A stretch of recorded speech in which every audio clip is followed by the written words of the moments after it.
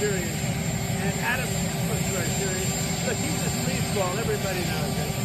And I was a little surprised. I thought he would have covered his bases a little bit better. But Adam Schiff is a lowlife. He deserves what he gets. What President Trump was referring to was the fact that Senator Adam Schiff of California, longtime bitter foe of President Trump, purveyor of the Russiagate hoax, has potentially committed mortgage fraud. Here's President Trump lambasting Schiff recently on his Truth Social account, saying, quote, "I learned that Fannie Mae's Financial Crimes Division has concluded that Adam Schiff has engaged in a sustained pattern of possible mortgage fraud. Adam Schiff said that his primary residence was in Maryland to get a cheaper mortgage and rip off America, when he must live in California because he was a congressman from California." He added, quote, "I always knew Adam Schiff was a crook." The fraud began with the refinance of his Maryland property on February the 6th, 2009, and continued through multiple transactions until the Maryland property was correctly designated as a second home on October 13th, 2020. Mortgage fraud is very serious, and crooked Adam Schiff, now a senator, needs to be brought to justice. As a result of this longtime mortgage fraud being uncovered by dogged investigators, Schiff faces a criminal referral to Trump's Department of Justice. This from a man who has made his entire political career build on the notion that he was as pure as the wind-driven snow compared to the alleged corruption of President Donald Trump. Well, here's another case of left-wing projection on display. It turns out that none of the corruption the left accused President Trump of was true, whereas there's a whole bunch of corruption with them. We're now joined by John Stubbins. He's the host of the Indivisible podcast, who originally broke the story of Schiff's obscene corruption and hypocrisy. John, you've been on this case for a long time, and you kept trying to tell people about it, right? You gave the information to Congress, if I recall correctly. So somebody, it seems, passed that along, and finally, we might see some accountability for Schiff. Yeah, thanks for having me, Emerald. God bless you, my friend. Before I get started, I just want to say your last guest, give her my number. I'm working very closely with Tom and his team, the Borders Our team. And yes, the answer to that is we are going to be coming down on these people very hard, but we can only get so many per day. So just hang in there, folks. Sure. We're coming after these people, okay? Now, on to Adam Schiff. So yes, we did file an ethics complaint last year with the House, which was flagged several times. It went to legal oversight. They did nothing.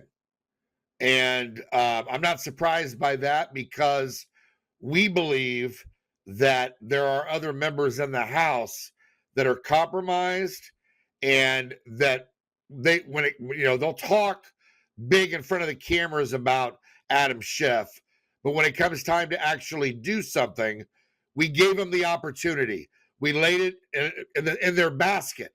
All they had to do was bring us in to testify in front of the committee, lay out the evidence, and Schiff would have been finished. But they wouldn't do that, so the question is why? Fast forward, Schiff runs for Senate because his time in the House is basically over, because he has already been censured, which everybody knows. So he runs for Senate so that he can regain some semblance of power, because he doesn't have it in the House anymore. So he wins the senatorial race out in California, and here he is sitting in the U.S. Senate right now. He's not legally allowed to be there, okay? Everything that President Trump said in his statement is 100% accurate. Everything you said, 100% accurate.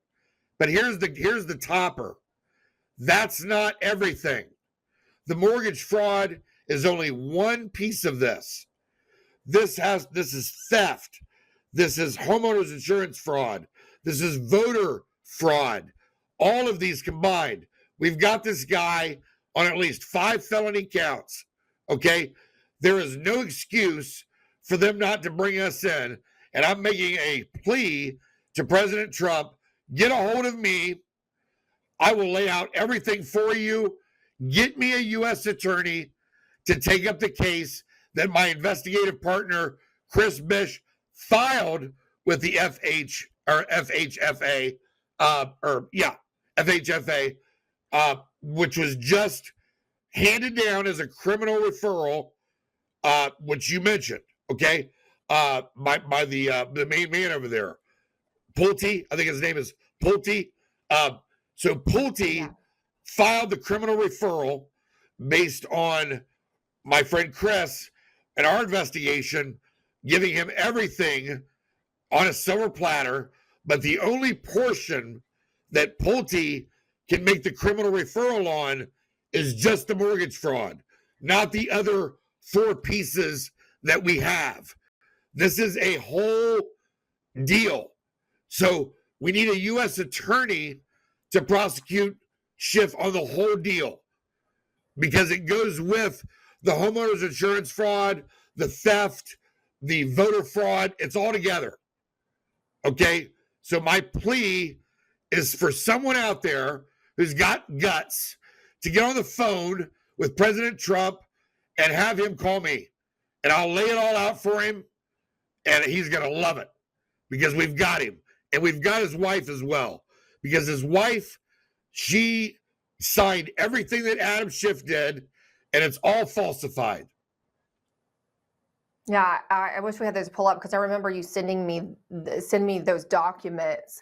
I've seen those documents when we originally did the story, and yes, her name is on them there in plain black and white. The question is, the criminal referral was sent by Bill Pulte, as you noted, Right. but will Trump's DOJ actually prosecute? Because, I need a U.S. attorney who can't be bought. Okay, give me Jeanine Pirro. Give me somebody over there that's got guts, that's not going to back down to Adam Schiff or anybody else because they're compromised. We've got too many people in our Congress right now that are compromised some fashion or another. It might be through Act Blue. It might be through the Russia hoax. It might be Schiff. Who knows what their deal is? But I can tell you this. I put this in the lap of Jim Jordan, and he did nothing. Nothing. Okay? I want to thank Byron Donalds, because Byron Donalds is the only congressman that helped me to get it over there.